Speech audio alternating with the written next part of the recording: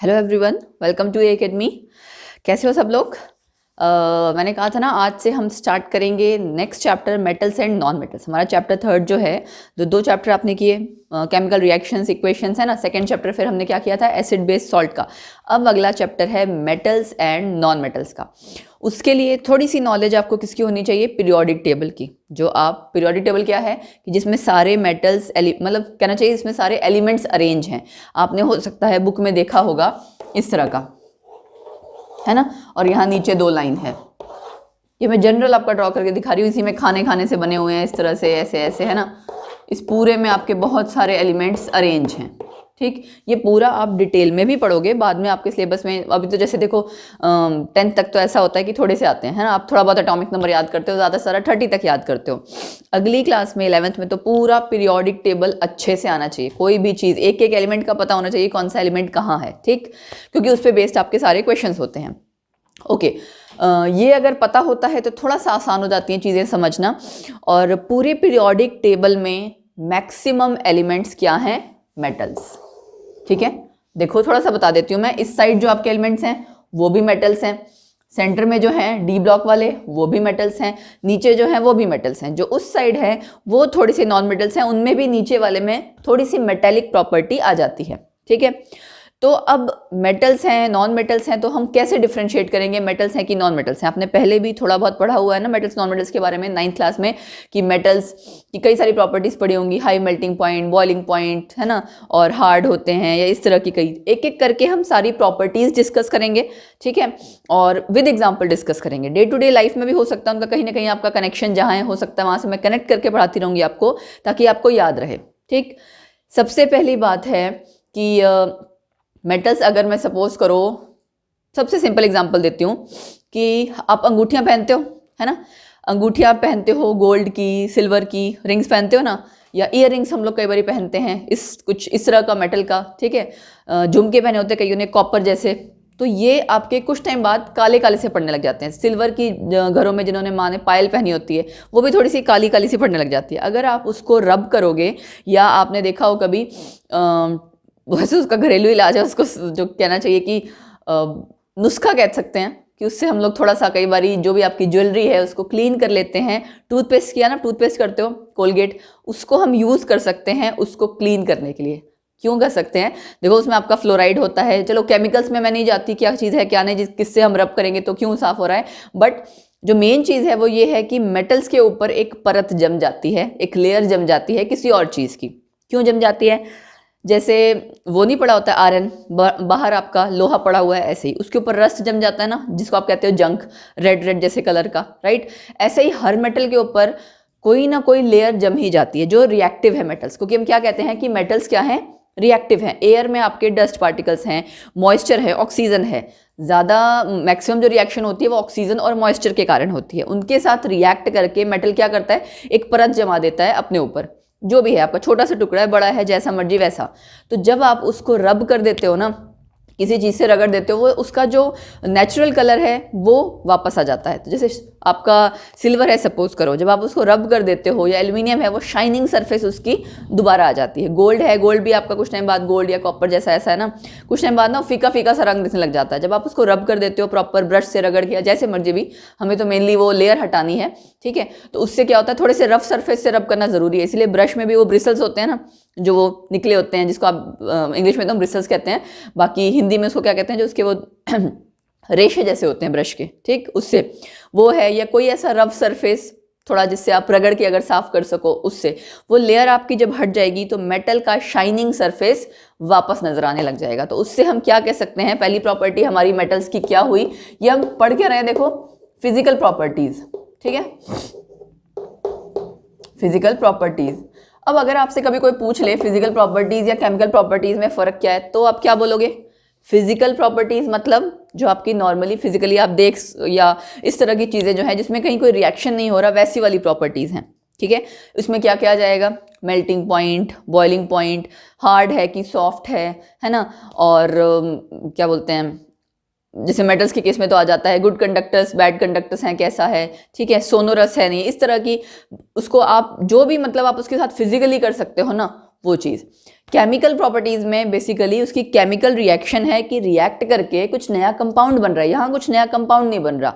मतलब जैसे आपने फिजिकल चेंज केमिकल चेंज पढ़ा था, वैसा ही आपका फिजिकल प्रॉपर्टीज़ और केमिकल प्रॉपर्टीज़ है, ठीक है, कि फिजिकली उसमें कोई चेंज आया, आपने उसको हीट कर दिया, वो मेल्ट हो गया, तो आप उसका मेल्टिंग पॉइंट नोट कर रहे हो, बॉयल कर दिया, बॉइलिंग पॉइंट नोट कर रहे हो, तो उसमें कोई चेंज नहीं आया, आपने उसकी रिएक्शन किसी और से नहीं करवाई है, ठीक है, ये चीज़ हो गया। तो ये सारी आपकी फिजिकल प्रॉपर्टीज़ हुई, जिसमें हमारी सबसे पहली प्रॉपर्टी क्या है, metals possess a metallic lustre. ये जो वर्ड है लस्टर, इसका मतलब क्या है, शाइन, चमक, ठीक है, इसका मतलब क्या है, चमक, कि वो मेटल की अपनी एक प्रॉपर जो शाइनिंग सी ना, शाइनिंग सरफेस होता है, इसको ब्रैकेट में मैं शाइनिंग सरफेस लिख देती हूँ ताकि आपको याद रह जाएगा, चमकता हुआ उसकी जो सतह है वो, ठीक। आप उसकी अगर लेयर किसी चीज़ से रब कर दोगे, जो कि एक्चुअल में वो लेयर जमी क्यों थी, क्योंकि ऑक्सीडेशन हो जाती है, आपने पढ़ा है ना ऑक्सीडेशन रिडक्शन, वहाँ पे भी आपने पढ़ा था, कई आपके इस तरह से कलर्स चेंजेस आ रहे थे किसी चीज़ में, कभी किसी में कभी किसी में, वो किस वजह से आ रहे थे, ऑक्सीडेशन, कि जो आपकी लेयर है उसमें आपका क्या हो गया, एक्चुअल में ऑक्सीडेशन हो गई है, ऑक्सीजन जो एटमॉस्फेयर का है वो उस मेटल के साथ रिएक्ट कर जाता है, कोई ऑक्साइड की लेयर बनाएगा, कभी कभार जो आपका एटमॉस्फेयर में सल्फाइड्स प्रेजेंट हैं, है ना, कोई गैस है ऐसी जिसके साथ वो रिएक्ट कर जा रहा है, तो आपका कोई सल्फाइड भी बनता है, ठीक है, हाइड्रोजन सल्फाइड गैस है सपोज करो, उसके साथ रिएक्ट करके सल्फाइड बनता है, ब्लैक कलर आ जाता है किसी का, तो किसी का ग्रीन कलर आता है, तो ये सारे अलग अलग रीजंस हैं जिसकी वजह से वो लेयर जम जाती है, ठीक। तो हम पहला पॉइंट क्या कहेंगे, metal possess a metallic lustre. तो हमने एक्टिविटी भी करके देख ली, क्या एक्टिविटी करके देख ली, जो आपका कोई भी इस तरह का मेटल है आपने उसको रगड़ के देख लिया, वो शाइनिंग सरफेस शो करेगा, जो आपकी पायल है जो सिल्वर की, बिल्कुल नई जैसी लगेगी, एकदम जैसे चमक रही हो, ठीक है। चलो दूसरा पॉइंट आपका क्या है, they have high melting and boiling point, high melting and boiling point, ठीक है। क्यों है होता है ऐसा, high melting point boiling point का मतलब क्या है कि उसकी जो वैल्यू है ना टेम्परेचर की, वो काफ़ी हाई टेम्परेचर पे जाके मेल्ट होगा, काफ़ी हाई टेम्परेचर पे जाके बॉयल होगा। क्यों, क्योंकि उनमें जो पार्टिकल्स हैं उनमें अच्छी खासी स्ट्रॉन्ग फोर्सेस हैं, ठीक है। मेटल्स में जो भी आपके मॉलिक्यूल्स हैं, एटम्स हैं, उनमें उनके आपस में बीच में काफ़ी स्ट्रॉन्ग फोर्सेस हैं, उनको ब्रेक करने के लिए काफ़ी ज़्यादा एनर्जी देनी पड़ती है, इसीलिए इनके बॉइलिंग पॉइंट मेल्टिंग पॉइंट कैसे हैं, हाई।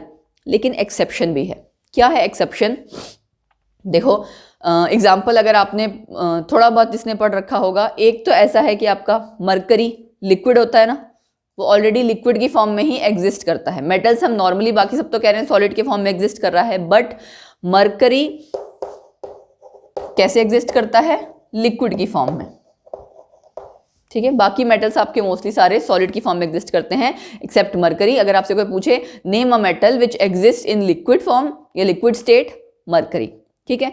तो इसका ऑब्वियस सी बात है मेल्टिंग पॉइंट ही होगा, आप इसका मेल्ट करने के लिए ऑलरेडी मोल्टन फॉर्म में ही है, ये हम एक्सेप्शन कह सकते हैं। उसके अलावा गैलियम, गैलियम का सिंबल क्या होता, Ga, ठीक है। फ्रेंशियम Fr, सीजियम Cs, ये Caesium है, किसी किसी बुक में ना CeSium होता है, बट एक्चुअल में सीजियम की स्पेलिंग है Caesium, सीजियम। और जर्मेनियम, ये एक्सेप्शंस हैं जो आपने याद रखनी है, ठीक है, जिनके बहुत ही लो मेल्टिंग पॉइंट हैं। ये MPT हम शॉर्ट में लिखते हैं मेल्टिंग पॉइंट के लिए, इनके बहुत ही लो मेल्टिंग पॉइंट हैं, ये एक्सेप्शन है। अदरवाइज आपके सबके high melting point and boiling point होते हैं, ठीक है। इनमें से भी जैसे गैलियम है, इसको आप हाथ पे रखोगे, हाथ पे रखते ही पिघल जाता है, हाथ पे रखते यानी हाथ की जो हीट है ना, बॉडी की जो वार्मथ या हीट है, गर्माइश है, उसी से पिघल जाता है। सोचो कितना कम मेल्टिंग पॉइंट होगा इसका, ठीक है।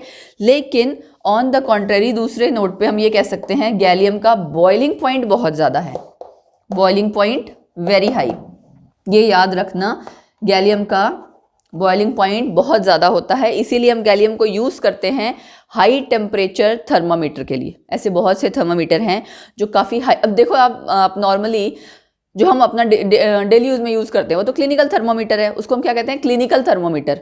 जो हाई टेम्परेचर थर्मोमीटर होता है ना, वो पता क्या होता है, जैसे आपने पढ़ रखा होगा याद है हम एक्सट्रैक्शन वाली चीज़ पढ़ी होगी, क्या होता है, जो आपकी बड़ी बड़ी वो होती हैं माइनिंग या ओर्स वाली जगह जहाँ पे आप आयरन को मेल्ट कर रहे हो, उस तरह की आपने रिएक्शंस थोड़ी बहुत पढ़ी हुई हैं, ठीक, कि आयरन को आपने बहुत ज़्यादा हाई टेम्परेचर पे हीट किया। अब वहाँ हाई टेम्परेचर पे कैसे पता लगेगा कितना टेम्परेचर है, भट्टी का टेम्परेचर है, कैसे नापोगे? वो जो आपके इस तरह के जहाँ पे भी आपने थोड़े हाई टेम्परेचर रिएक्शंस करनी है, हाई टेम्परेचर थर्मोमीटर में गैलियम यूज़ होता है, ठीक है। क्यों? क्योंकि उसका बॉइलिंग पॉइंट बहुत ज़्यादा है, वो इतनी जल्दी बॉयल ही नहीं होगा, ठीक है।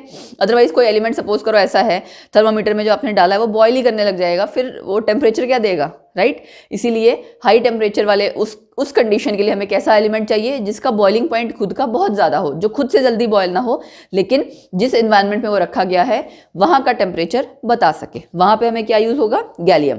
तो ये 4 आपने एलिमेंट याद रखने हैं, 4-5, जिनके की बॉइलिंग मेल्टिंग पॉइंट आपके कम होते हैं, otherwise melting point boiling point metals के ज़्यादा होते हैं, ठीक है। ये हो गए 2 पॉइंट। अगला पॉइंट आपका, अगला पॉइंट देखो क्या है, इसको रब कर देती हूँ, मैं यही लिख देती हूँ। इनमें से भी ना जो गैलियम और जर्मेनियम है वो जो पीरियोडिक टेबल में उस साइड है ना, वहाँ आता है, ठीक है। और फ्रेंशियम आपका यहाँ नीचे आता है, मतलब ये पोजीशन अभी एक्चुअली आपने ज़्यादा पढ़ नहीं रखी, इसलिए आपको आइडिया नहीं है, अदरवाइज थोड़ा इजीली हो सकता था, इजी हो सकता था अगर आपको सारे पीरियोडिक टेबल का पता होता, ठीक है। अच्छा, थर्ड पॉइंट क्या है? Metals are hard, in general हम कहते हैं हार्ड, मेटल्स आर हार्ड, ये हम इन जनरल कहते हैं, but it varies from element, but it varies from metal to metal. इसका क्या मतलब हुआ? इसका मतलब ये हुआ कि मेटल्स जनरली हम क्या मानते हैं? हार्ड होते हैं। आयरन है, लोहा है, हार्ड है, कॉपर हार्ड है, ठीक है, लेकिन वेरी भी करती है। कैसे वेरी करता है? देखो, सपोज करो गोल्ड है ना, गोल्ड आपका हार्ड है, नो डाउट। सुन रहा है आपको आसपास का गाना? ऐसे ही होता है बहुत बार, आसपास किसी के घर में फंक्शन हो रहा होता है, फिर ये नहीं समझ में आता, लेक्चर पढ़ाओ कि इनको मतलब आप ऑब्वियसली किसी के घर में जाके कह नहीं सकते कि थोड़ा वॉल्यूम कम कीजिए। अच्छा, कोई टाइमिंग नहीं है, अपने अपने मन के मालिक हैं। कई बार तो किसी के घर में बर्थडे पार्टी में भी बहुत ज़ोर सा, मतलब रेजिडेंशियल एरिया है तो उतनी ज़ोर से बजाना नहीं चाहिए, बट स्टिल चलो क्या कर सकते हैं, आप लोग बीच में गाने का भी आनंद लेना, यही कह सकती हूँ, और तो क्या बोल सकती हूँ। अच्छा, शुक्र है थोड़ा सा तो वॉल्यूम कम किया, रहम किया हमारे जैसों पर। मेटल्स आपके हार्ड हैं, जैसे मैं बात कर रही थी, आप लोगों ने अभी तक लैब में काम नहीं किया, बट देखो सोडियम, पोटेशियम, ये इस तरह के जो एलिमेंट्स हैं ना, सोडियम, पोटेशियम, ये ज़रूर पढ़ा होगा कि इनको आप चाकू से ही काट सकते हो, चाकू से काट सकते हो, इसका मतलब दे आर सॉफ्ट मेटल्स, ठीक है। क्या है? Soft metals. और क्या मैं बात कर रही थी इस गाने बजाने के पहले? मैं बोल रही थी हाँ कि आपने देखा है गोल्ड है, कॉपर है, ठीक है, ये आपके पीरियोडिक टेबल में सेंटर में आने वाले एलिमेंट्स हैं, डी ब्लॉक वाले में सेंटर में जो है आपके, उनको आप कहते हो, आपने ट्रांजिशन नाम पढ़ा होगा, जो इस पीरियोडिक टेबल में यहाँ सेंटर में आते हैं ना, उनका नाम है ट्रांजिशन मेटल्स, ठीक है, ट्रांजिशन मेटल्स। वो हार्ड होते हैं, उनमें आपका आता है आयरन, कॉपर, है ना, गोल्ड, सिल्वर, ये सब उनमें ही आता है, ठीक है। निकल की भी ज्वेलरी होती है, प्लेटिनम की ज्वेलरी होती है, ये सारे आपके मेटल्स हैं। प्लेटिनम की ज्वेलरी आपने सुन रखी है ना, बहुत महंगी होती है, तो ये सारे आपके मेटल्स हैं और हार्ड है सारे, ठीक। तो इन जनरल हम कहते हैं मेटल्स हार्ड है, बट इट वेरीज मतलब ये चेंज शो करता है, कुछ आपके ज़्यादा हार्ड होंगे, कुछ आपके कम हार्ड होंगे, कुछ सॉफ्ट ही हैं, जैसे इनके जैसे सॉफ्ट मेटल्स, ठीक है। तो इनके लिए हम लिख सकते हैं soft metals like sodium, potassium, इसको मैं रब कर दूं, जरा नीचे वाला भी रब कर देते हैं, ये आपने नोट डाउन कर लिया होगा आई थिंक अब तक। बोर्ड हो गया है थोड़ा सा गंदा, इसको प्रॉपर साफ करना पड़ेगा, ये हो गया क्लीन, ठीक, ओके। मैं बोल रही थी सॉफ्ट मेटल्स लाइक सोडियम, इसका सिंबल लिखा मैंने। अब से धीरे धीरे कोशिश करना, जो भी एलिमेंट आप पढ़ो उसका नाम, symbol, atomic number, atomic mass, 4 चीज़ें पता होनी चाहिए। नाम, उसका सिंबल, ठीक है, इस एलिमेंट का नाम पता हो, उसका सिंबल पता हो, एटॉमिक नंबर पता हो, एटॉमिक मास पता हो। एटॉमिक मास थोड़ा सिर्फ 30 तक का याद कर लोगे तो भी चलेगा, बट यूजुअली आपको देखो आना चाहिए, है ना, धीरे धीरे करके जब आप कोशिश करोगे तब जाके याद होगा। बट बाकी 3 चीज़ें तो ज़रूरी ही हैं। उसका कारण क्या है, अगर आपको क्वेश्चन में सपोज करो ऑप्शंस आई, 4 ऑप्शन में सिंबल लिखा हो, सिंबल ही नहीं पता होगा तो आंसर नहीं कर सकते, नाम नहीं पता होगा तो नहीं कर सकते, एटॉमिक नंबर की वैसी ज़रूरत पड़ती है, ठीक है। इसलिए ये 3 चीज़ याद करो, धीरे धीरे याद करना शुरू करोगे तब जाके याद होगा। तो soft metals like sodium, potassium can be easily cut with knife, can be easily cut with knife. उसके बाद they are reactive in nature, in general हम कहते हैं कि वो कैसे हैं, रिएक्टिव, बड़ी जल्दी रिएक्ट करते हैं। But it also varies from metal to metal. अभी बताती हूँ कैसे। रिएक्टिव हैं, ये हमने इन जनरल कहा, मेटल की प्रॉपर्टीज़ हैं, रिएक्टिव हैं कि इजीली वो इलेक्ट्रॉन लूज करके कैटायन में कन्वर्ट हो जाते हैं या रिएक्ट करते हैं। देखो सोडियम पोटेशियम आपका काफ़ी ज़्यादा रिएक्टिव है, ठीक है।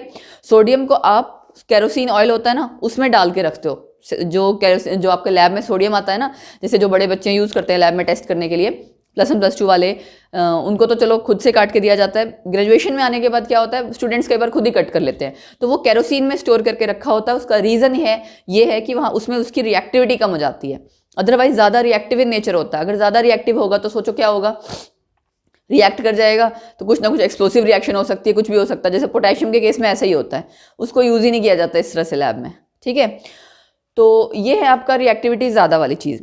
अब दूसरी तरफ अगर आप देखो गोल्ड, अब हम सपोज किसी ने गोल्ड की ज्वेलरी पहन रखी है, इतना रिएक्टिव वो एटमॉस्फेयर के साथ रिएक्ट कर जाए, उसने जितना गोल्ड पहना हुआ है सब खराब हो जाएगा, फायदा क्या, है ना। गोल्ड प्लेटिनम ये सब अगर जिसकी ज्वेलरी वाली चीज़ है, सोचो ज़रा रिएक्ट हो जाए सब खराब, सारा पैसा पानी में, राइट। तो इसीलिए रिएक्टिविटी भी वेरी करती है, कुछ एलिमेंट्स आपके ज़्यादा रिएक्टिव हैं, कुछ कम, कुछ आपके जिसको कहते हैं ना कि जैसे आपके कॉपर वाली चीज़ जो है, मैंने कहा कॉइनेज मेटल्स जिन्हें कहा जाता है, कॉपर, सिल्वर और गोल्ड, इनको कॉइनेज मेटल्स कहा जाता है। ये आपके पीरियोडिक टेबल में एक ही लाइन में है, copper gold silver, copper silver gold, actually copper के नीचे सिल्वर आता है, सिल्वर के नीचे गोल्ड।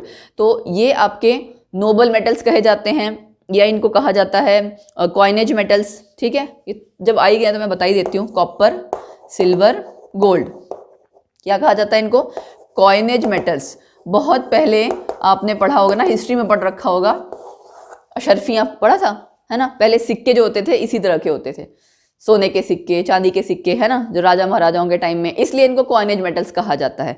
अच्छा, उसके अलावा आपका निकल, पैलेडियम, प्लेटिनम, इनको कहा जाता है प्लेटिनम मेटल्स, उस सेम फैमिली में है, जस्ट इसलिए कह दिया जाता है। तो ये पता होना चाहिए थोड़ा बहुत जनरल नॉलेज या बेसिक नॉलेज, क्योंकि इस तरह के क्वेश्चंस आपके एग्जाम्स में पूछे जाते हैं, जो आपके वनडे एग्जाम्स हैं, कहीं ना कहीं वहाँ पे ये सारी चीज़ें पूछी जाती हैं, ठीक। तो जैसे आप लोग पूछ रहे थे ना मैम, जब हमने लाइव सेशन किया था कि मैम किस तरह के क्वेश्चंस आ सकते हैं, डे टू डे लाइफ की ऐसी बहुत सी चीज़ें हैं जो को रिलेट करके पूछी जा सकती हैं, और मैक्सिमम जो एग्जाम में क्वेश्चंस आते हैं वो इसी तरह से आते हैं। खाली ऐसा नहीं है कि ये सोच के वो एग्जाम सेट करते हैं कि बिल्कुल किताबी ज्ञान हो इंसान को, थोड़ा बहुत अवेयरनेस हो, ऐसा सोच के। अब जो ट्रेंड आ रहा है ना एग्जामिनर का, वो थोड़ा ऐसा भी आ रहा है कि थोड़ा बहुत अवेयरनेस वाली चीज़ें, मतलब नॉलेज है कि नहीं है, वो भी वो चेक करते हैं साथ के साथ। इसीलिए धीरे धीरे देखो, पहले हर पेपर में एप्टीट्यूड रीजनिंग नहीं आता था, अब एप्टीट्यूड और reasoning most of the paper में सब में आने लगा है। अगर हम काफ़ी सालों पहले की बात करें, अपने पेरेंट्स से बात करें, तो वो लोग बताते हैं कि एप्टीट्यूड रीजनिंग सब उस टाइम इतना ज़्यादा नहीं था, अब तो हर एग्जाम में एप्टीट्यूड रीजनिंग है। उसका रीज़न क्या है, टेस्टिंग आपकी वो मैथमेटिकल पार्ट या वो चीज़ें जो हैं वो चाहिए, है ना। डे टू डे लाइफ में मैं ये नहीं कहती कि घर के सारे कामों में ज़रूरत पड़ती है, बट हाँ एप्टीट्यूड से आपका IQ लेवल इंक्रीज होता है, तो वो एक इम्पॉर्टेंट पार्ट माना जाता है स्टूडेंट्स की या हर किसी की मेंटल हेल्थ के लिए। इसलिए उसको करिकुलम में इंक्लूड किया गया कि इस तरह के जो आपके क्वेश्चंस हैं जब सिलेबस में रहेंगे तो बच्चे अपने ब्रेन को भी ट्रेन करेंगे उस हिसाब से, ठीक है। इस वजह से उन सब चीज़ों को भी इंक्लूड किया गया, ठीक। तो ये आपका हो गया, मेटल्स रिएक्टिव हैं but it also varies from metal to metal, ठीक। उसके बाद जो इसकी और प्रॉपर्टी है जो हमें करनी है, हाँ, malleable and ductile. Metals are malleable and ductile. अब ये मैलिएबल और डक्टाइल का मतलब क्या है, ये दोनों एक एक तरह की प्रॉपर्टी हैं। मेटल्स को आपने एक लाइन पढ़ी होगी, they are hammered into sheets, जो बुक्स में पढ़ेंगे वो लिखा होगा they are hammered into sheets, मतलब कि आप मेटल्स को पीट पीट के शीट्स की फॉर्म में, ठीक है, उनको कन्वर्ट कर सकते हो। ठीक, परत एक पतली शीट्स की फॉर्म में जैसे होता है ना, जैसे शीट आपने देखी है उस तरह से मेटल्स को पीट के कर सकते हो। उसकी ये प्रॉपर्टी है मेटल्स की कि उसके एटम्स इस हिसाब से अगर आप एडजस्ट करोगे तो हो जाएंगे। अच्छा, दूसरा क्या है, उनको आप खींच खींच के वायर्स की शेप में कह सकते हो कि वायर्स में कन्वर्ट कर सकते हो। जैसे एग्जांपल कॉपर की तार होती है ना, कॉपर है तो मेटल, तो ये ऐसा नहीं है कि आप सपोज करो लोहे का आपने एक टुकड़ा उठाया उसको खुद से खींचने लग जाओगे तो हो जाएगा, नहीं, उसकी एक प्रॉपर्टी है, प्रॉपर एक प्रोसेस है। हो सकता है थोड़ा हीट करना पड़े, थोड़ा कुछ और करना पड़ेगा, उसके बाद आप उसको कन्वर्ट कर सकते हो शीट्स में या वायर्स में। तो that is a kind of property, या हम कह सकते हैं कि एक, जैसे आप कहते हो ना किसी प्रोसेस को कहते हो फिनोमेना, वैसे ही इसको हम कहते हैं प्रॉपर्टी, एक ऐसी प्रॉपर्टी जो मेटल्स शो करती हैं। ठीक, क्या है वो, कि मेलिएबल होते हैं वो और डक्टाइल होते हैं। शीट्स में आप उनको कन्वर्ट कर सकते हो और वायर्स में। तो हम इस प्रॉपर्टी की दोनों की डेफिनेशन करते हैं। ओके, मेलिएबिलिटी या डक्टिलिटी की डेफिनेशन देखो हम क्या लिखेंगे, the property of metals that it can be, metals लिखा है तो इट की जगह दे कर लो, that they can be hammered into sheets. Basically metals ज़्यादा ना सॉलिड फॉर्म में एग्जिस्ट करते हैं सारे, एक्सेप्ट वो एक्सेप्शन आपकी क्या थी, मरकरी, है ना, into sheets is called as malleability. ठीक है, दूसरी प्रॉपर्टी एक तो ये हो गई, दूसरी प्रॉपर्टी क्या हो जाएगी, द प्रॉपर्टी ऑफ मेटल्स। ये कई बार ना डायरेक्ट क्वेश्चन पूछा होता है, property of metals that it can be hammered into sheets is called, 4 option दी होती है, मेलिएबिलिटी, डक्टिलिटी, सोनोरस, लस्टर, कुछ भी इस तरह की। अब जिस बच्चे को पता है सोनोरस लस्टर तो ठीक है, अलग कर देते हैं, मेलिएबिलिटी डक्टिलिटी में कंफ्यूज कर जाते हैं। ठीक है, तो इसलिए थोड़ा सा इसलिए ध्यान रखना, property of metals that they can be drawn into wires, है ना, दे कैन बी ड्रॉन, ड्रॉन का मतलब यहाँ पे ड्रॉ करना नहीं है, ड्रॉन इनटू वायर्स का मतलब होता है आप उसको खींच के तार में कन्वर्ट कर रहे हो, ड्रॉन इनटू वायर्स। इंग्लिश भी बड़ी अजीब लैंग्वेज है ना, कोई कभी कभी तो ऐसा लगता है कि नहीं हाँ ठीक है, बट कभी कभी ऐसा है कि कहीं कहीं पे कोई दीन ईमान नहीं है। कई फेमस मूवीज़ के डायलॉग हैं, प्यूटी पुट ब्यूटी, है ना, तो वो याद आता है, तब लगता है कि हाँ यार कोई दीन ईमान ही नहीं है, मतलब किसी वर्ड का कुछ भी कैसा भी प्रोनाउंस करो। अच्छा, प्रोनाउंसिएशन भी ऐसी है, एक कंट्री में बोला जाएगा विटामिन, दूसरी कंट्री में वाइटामिन, तो बेचारा जो आम इंसान है ना, बेचारा जो सीधे साधे हैं, उनको लगता है अरे इसको बोलना कैसे है। तो देखो एक चीज़ और जो मुझे साथ के साथ, सॉरी टॉपिक से थोड़ा हट के बोल रही हूँ, बट ध्यान आ गया तो मुझे लगता है मुझे बता देना चाहिए। I am also a teacher, right. बहुत जगह मैंने देखा टीचर्स क्या करते हैं, कंप्लीटली इंग्लिश में ही पढ़ाए जा रहे हैं, पढ़ाते जा रहे हैं, मतलब टोटली इंग्लिश, जैसे मैं तो हिंदी में बोल रही हूँ ना, वो टोटली इंग्लिश में। मैं ऐसा बिल्कुल नहीं करती। उसका रीज़न क्या है, या तो आपके पास बिल्कुल ही कॉन्वेंट स्कूल वाले बच्चे जो आए हैं, स्टफ़ है, ऐसा हमेशा तो नहीं हो सकता ना कि हर बच्चा इंग्लिश मीडियम से ही आया हो, राइट। अब मुझे भी कई बार जब आप लोग कहते हैं ना हम हिंदी में पढ़ाइए आपके कमेंट्स, तो मुझे थोड़ा सा बुरा लगता है कि काश मैंने हिंदी मीडियम में पढ़ा होता, मुझे हिंदी में पता होता कि एसिड को क्या कहते हैं, बेस को क्या कहते हैं, शायद मैं इनको और अच्छे से बता सकती। मैं अपनी मन की फीलिंग ये बता रही हूँ कि मुझे ऐसा बहुत बार लगता है कि काश मैं इनको उस तरह से भी हिंदी में पढ़ा सकती। बट अफसोस फ्रॉम द वेरी बिगनिंग, बचपन से मैं इंग्लिश मीडियम स्कूल में पढ़ी हूँ, लेकिन अपार्ट फ्रॉम दैट जब भी मैं टीचिंग करती हूँ तो मेरी लैंग्वेज जो मैं यूज़ करती हूँ वो ऐसे मिक्स यूज़ करती हूँ, ताकि बच्चों को दोनों चीज़ समझ में आए। आप पूरी इंग्लिश बोल के निकल जाओ, बाउंसर जाए, बच्चे को समझ ही ना आए, उसका फ़ायदा क्या है? मुझे तो नहीं लगता उसका कोई भी बेनिफिट है ना। सो इसलिए यूजुअली होना क्या चाहिए, दोनों लैंग्वेज यूज़ करनी चाहिए। लेकिन एक चीज़ और, जिन बच्चों को कई बार मैंने देखा इंग्लिश नहीं आती, उनमें इन्फीरियॉरिटी कॉम्प्लेक्स आ जाता है। वो ऐसे सोचते हैं कि हम किसी से कम है। कोई किसी से कम नहीं होता, ये चीज़ अपने मन से निकाल दो। इस हिसाब से देखा जाए तो जिनको हिंदी नहीं आती वो भी इंग्लिश उस हिसाब से कम है, ठीक है। अगर मैं कहती हूँ मेरी हिंदी की वोकैबुलरी नहीं अच्छी है या मेरी इंग्लिश की वोकैबुलरी अच्छी नहीं है, तो उससे कोई फर्क नहीं पड़ता है, ठीक है। ये चीज़ें सीखने की है कि आप धीरे धीरे जैसे जैसे पढ़ते जाओगे सीखते जाओगे। बट हाँ, सीखना ज़रूर पड़ेगा। उसका कारण क्या है, कहीं भी आप जाओगे, एग्ज़ाम है, फॉर्म भरना है, कुछ भी करना है, इंग्लिश लैंग्वेज आपको ज़रूरत पड़ती है। वो मजबूरी है, एक तरह से कहना चाहिए कि हमें सीखनी पड़ रही है और सीख भी लेनी चाहिए। क्या जाता है, लैंग्वेज है, लैंग्वेज सीखनी चाहिए, है ना। लैंग्वेज तो कहीं की भी हो, अगर आप जो सीख सकते हो, जितनी आपको नेसेसिटी है एटलीस्ट उतना सीख लो। इंग्लिश भी, हिंदी भी, ठीक है। बाकी मैं ये नहीं कहती बाकी सारी लैंग्वेज भी सीखो, क्योंकि ऐसी लैंग्वेजेस तो बहुत सारी, हमारी कंट्री में तो बहुत ही लैंग्वेज है। बट काम भर की इंग्लिश हिंदी जो भी है वो आनी चाहिए, और हाई फाई की बहुत ज़्यादा ज़रूरत नहीं है, लेकिन काम भर की सीख लो, क्योंकि वो आके एग्जाम्स में भी काम आएगा, वन डे एग्जाम्स में। अच्छा, इंटरव्यू में जाओगे, वहाँ सामने जो लोग बैठे हैं उनमें ही कई बारी, कहना तो नहीं चाहिए, हाई प्रोफाइल लोग होते हैं, उनका एटीट्यूड इस चीज़ का होता है, और क्वेश्चंस आप बच्चे को सपोज करो जिस किसी एडमिनिस्ट्रेटिव जॉब के लिए रखना है या किसी भी, चाहे छोटी जॉब है बड़ी जॉब है, उससे कोई फर्क नहीं पड़ता, बट वो जज ये करते हैं दिखता कैसा है, बोलता कैसा है, इंग्लिश बोलनी आती कि नहीं आती। मैं बोलती हूँ उसको जिस काम के लिए रखा गया उस काम के लिए तो टेस्ट करो, बट नहीं करते हैं। तो ये कहना चाहिए ना कि हमारी कंट्री का दुर्भाग्य है कि लोग सोचते ही ऐसा है। तो ठीक है, हम उनको नहीं चेंज कर सकते, हम पूरा सिस्टम इतनी आसानी से बहुत जल्दी नहीं चेंज कर सकते, बट हाँ अगर हम कोशिश करेंगे कि उस जगह पे आएँ तो धीरे धीरे हो सकता है कोशिश करते करते किसी की सोच बदले, राइट। तो थोड़ा सा टॉपिक से हट के मैंने इस चीज़ पे थोड़ा सा ज्ञान दिया, या ये कह लो जो भी मेरे मन की बात आई। तो मुझे लगा कभी ऐसा मत फील करना कि मुझे इंग्लिश नहीं आती, मुझे हिंदी नहीं आती, कोई भी इन्फीरियरिटी कॉम्प्लेक्स, कोई ज़रूरत नहीं फील करने की, कोई किसी से कम नहीं होता। ज़रूरी नहीं इंग्लिश झाड़ने वाला एज अ पर्सन दिल का अच्छा हो, है ना। इंग्लिश झाड़ के चला जाएगा, किसी की मदद ना कर सके, उसका क्या फ़ायदा, इंसान तो नहीं रहा ना। इसलिए ये बात अपने दिमाग में ज़रूर रखना याद, इंग्लिश सीखनी है, क्यों, क्योंकि हमें उसकी ज़रूरत है, हमें कंपटीशन क्लियर करना है, ठीक है, बट दिखावे के लिए अंग्रेजी नहीं सीखनी है। अंग्रेजी इसलिए नहीं करनी है कि हाँ किसी के सामने जगह खड़े हैं वहाँ दिखावे के लिए बोल दिया, 4 शब्द बोले 4 इंग्लिश के, है ना, और ये करके निकल गए, ऐसा कुछ भी नहीं है, ऐसा बिल्कुल मत सोचना। ये as a teacher, as a well wisher, as a friend, जैसे मर्जी समझ लो, जो समझ लो, मुझे लगा मुझे मैसेज कन्वे करना चाहिए तो मैंने कर दिया बस, है ना। चलो वापस आते हैं टॉपिक पे। Property of metals that they can be drawn into wires is called as ductility, ठीक है। अब क्या याद करना है, मोस्ट डक्टाइल मेटल है आपका गोल्ड, देखा है, उसको हम रिंग बना लेते हैं पतली सी, उसमें अच्छा कान की कोई चीज़ है, पतली पतली तार में हम उसको कन्वर्ट कर ही लेते हैं, है ना। तो गोल्ड मोस्ट डक्टाइल। और अगर मेलिबिलिटी के लिए आपका हो तो गोल्ड सिल्वर, यस दोनों ही है, ठीक है, गोल्ड एंड सिल्वर। अब इसके सिंबल भी पता होने चाहिए, ठीक है, इसके सिंबल मैं येलो से लिख देती हूँ। गोल्ड लिखा जाता है AU, ठीक है, सिल्वर AG, AU AG, यहाँ भी ठीक है, याद रहेगा। अब सिंबल मैंने तभी कहा याद रखना, ठीक है। ये हमारी कितनी प्रॉपर्टीज हो गई, नंबर मुझे याद आ रहा है, 5 प्रॉपर्टीज हमारी हो गई हैं। इसको रब कर दूं मैं, दूसरी प्रॉपर्टी हम एक बारी, चलो एक प्रॉपर्टी और छोटी सी करते हैं। Metals are sonorous, SONOROUS, sonorous, इसका क्या मतलब है, साउंड प्रोड्यूसिंग, ठीक है, साउंड प्रोड्यूसिंग। कभी देखा मेटल्स आपके जो भी हैं उनको आप अगर दोनों को आपस में करोगे या कहीं जोर से गिराओ कुछ है, वो टन करके आवाज़ आती है, दैट इज़ एक्चुअली साउंड, उसको हम कहते हैं कि हाँ ये आवाज़ आ रही है, वो उसी चीज़ के लिए कहा गया है सोनोरस। स्कूल में बेल्स होती थी पहले वाली, अब तो दूसरी टाइप की बेल्स आ गई हैं, ठीक है, बट वो टन टन घंटा जाके बजाते थे।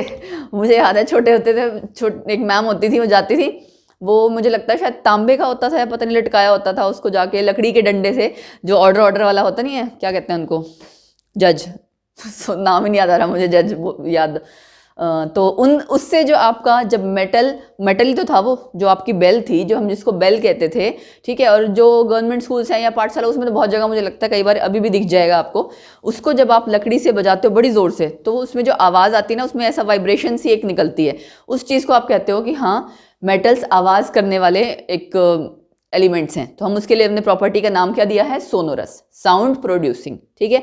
वैसे भी अगर आप किसी 2 मेटल्स को भी, लोहा नहीं है घर में, लोहा पड़ा, उसको दूसरे लोहे से बजाओगे ना तो एक तरह की साउंड आएगी, वो आप घर में भी करके देख सकते हो, उसके लिए स्कूल जाने की ज़रूरत नहीं है कि वो घंटी बजा के देखो, ठीक है, ओके। तो ये हमारी 6 प्रॉपर्टीज़ हो गई। अभी इसी तरह से इसमें कुछ और प्रॉपर्टीज़ भी हैं, इलेक्ट्रिसिटी को लेके, कैसा कंडक्शन करते हैं कैसा नहीं करते हैं ना, कुकिंग वेसल्स। तो डेली लाइफ में जो आपके इतना जितना हमने पढ़ा उसमें हमने हर तरह के एग्जाम्पल पढ़े ना, जो आप ज्वेलरी, हाँ ज्वेलरी पे याद आया, मैम ने सबसे पहला पॉइंट क्या किया था, मेटालिक लस्टर, एक चमक होती है ना, ठीक है, जो प्लेटिनम की ज्वेलरी की मैं बात कर रही थी वो शाइन करता है, ठीक है, प्लेटिनम की अगर आपने रिंग्स देखी होंगी, ऐसे ऐड वगैरह में देखी होंगी, वो शाइन करती हैं, ठीक है, तो वो भी एक डेली लाइफ का एग्जांपल हो गया। हर प्रॉपर्टी को एक एग्जांपल के साथ अटैच करके पढ़ोगे तो याद रहेगा, ठीक है। इसकी कुछ प्रॉपर्टीज़ रही हैं मेटल्स की, तो अगले लेक्चर में हम वो प्रॉपर्टीज़ करेंगे और साथ में आगे नॉन मेटल्स करेंगे, ठीक है। बट आपने क्या याद रखना है, आज का होमवर्क आपका क्या है, देखो थोड़ा सा पीरियोडिक टेबल देख के आओ, ठीक है। इधर वाले आपके मेटल्स हैं, ये वाले भी मेटल्स हैं, जो नीचे 2 लाइनें हैं वो भी मेटल्स हैं, ये आपके नॉन मेटल्स हैं, ठीक। थोड़ा थोड़ा सा आपको याद करना पड़ेगा धीरे धीरे, और एक्सेप्शंस याद करो, मरकरी जैसे लिक्विड है, बाकी सारे क्या हैं, सॉलिड्स हैं, है ना। अच्छा डक्टाइल के लिए मैंने आपको एग्जांपल बता दिया, डक्टाइल गोल्ड सिल्वर, ठीक। कॉपर अगर पूछा जाएगा, अगर मैं कहूँ कॉपर मेलिएबल या डक्टाइल है या नहीं है, तो आप क्या आंसर दोगे? कॉपर के बर्तन आपने सुने हुए हैं, राइट? कॉपर के, तो उसमें आप मेलिएबल भी कह सकते हो और डक्टाइल भी। क्योंकि क्यों आप कह सकते हो? क्योंकि कॉपर की तारें भी होती हैं, तार होती है ना कंडक्शन के लिए, वो। तो कॉपर आपका क्या आ गया? मेलिएबल, डक्टाइल दोनों आ गया। ऐसा हो सकता है कि कोई, जब हम कह रहे हैं कि मेटल्स शो करते हैं मेलिएबिलिटी, डक्टिलिटी, तो दोनों ही प्रॉपर्टी शो करेंगे। हाँ, ये हो सकता है कम मेलिएबल है, ज़्यादा मेलिएबल है, वो चीज़ हमेशा देखो चेंज करती है ना। अलग अलग मेटल की अलग अलग होगी थोड़ी, उसमें हम कोई प्रॉब्लम नहीं है, कह सकते हैं कि किसी की ज़्यादा किसी की कम, ठीक। तो हमने इसी तरह से 6 प्रॉपर्टी की हैं। ये 6 प्रॉपर्टीज़ जितनी भी हमने की हैं, इसको अच्छे से रिवाइज कर लेना, और जैसे हम पहले पढ़ते आए थे वैसे ही पढ़ेंगे एग्जाम्पल्स के साथ, एंड बाद में जब क्वेश्चंस करेंगे पूरा चैप्टर अच्छे से आपका रिवाइज हो जाएगा। तो मैंने इसीलिए लाइव सेशन रखा था ये बताने के लिए कि आज से हमारी क्लासेस स्टार्ट हो रही है। अब आज से ये चैप्टर रेगुलर पढ़ना बिना किसी गैप के, उससे क्या होगा कि कॉन्टिन्यूटी बनी रहेगी और साथ के साथ तैयार होता जाएगा, ठीक है। चलो ठीक है जी, फिर इन्हीं शब्दों के साथ आज का लेक्चर खत्म करते हैं। मैं अपनी वाणी को विराम देती हूँ। ऐसे बोलते हैं ना लोग जब स्टेज पे बोल रहे होते हैं, अपनी वाणी को विराम देते हैं। तो छोटे होते थे हम सोचते थे ऐसा क्यों बोलते हैं, वाणी को विराम देते हैं, बाद में जाके पता लगा अच्छा क्या मतलब है इसका। So okay then, have a nice day, bye bye, take care. Please ज़्यादा से ज़्यादा लाइक करो गाइज, शेयर करो वीडियोस, एंड जैसे आप मुझे सपोर्ट कर रहे हो, प्यार अपना दे रहे हो, लाइक करते हो, है ना, वीडियोस शेयर करते हो अपने फ्रेंड्स के बीच में, वैसे ही प्लीज़ करते रहो। चैनल को सब्सक्राइब करके रखो, ई अकेडमी ऐप डाउनलोड करके रखो। और हाँ, बैचेस ऑलरेडी स्टार्ट हैं ई अकेडमी ऐप पे, तो आप वहाँ जाके देख सकते हैं। वहाँ जाके आप वो पूरा बैच जो है उसमें देखो आपके सारे सब्जेक्ट्स कवर अप हो जाएंगे, वो सब तैयार कर सकते हो। And that is for 1 day exams, जिस भी तरह के आप करते हैं ना, जितने भी आप रेलवेज के एनटीपीसी के एग्जाम्स तैयारी कर रहे हैं वो भी कवर करेंगे, और बोर्ड के पेपर जिन बच्चों के होने हैं 10th वाले, उनको भी कवर अप करेगा, ठीक। तो आप जाइए और ऐप डाउनलोड करो, नीचे जो क्वेरी के लिए नंबर दिया है, अगर कोई डाउट आता है, कोई प्रॉब्लम है, वहाँ आप कॉल करके पूछिए और जाके इनरोल करो कोर्स एंड अपनी तैयारी शुरू करो, ठीक है। बाय बाय, टेक केयर, फिर मिलेंगे कल, बाय।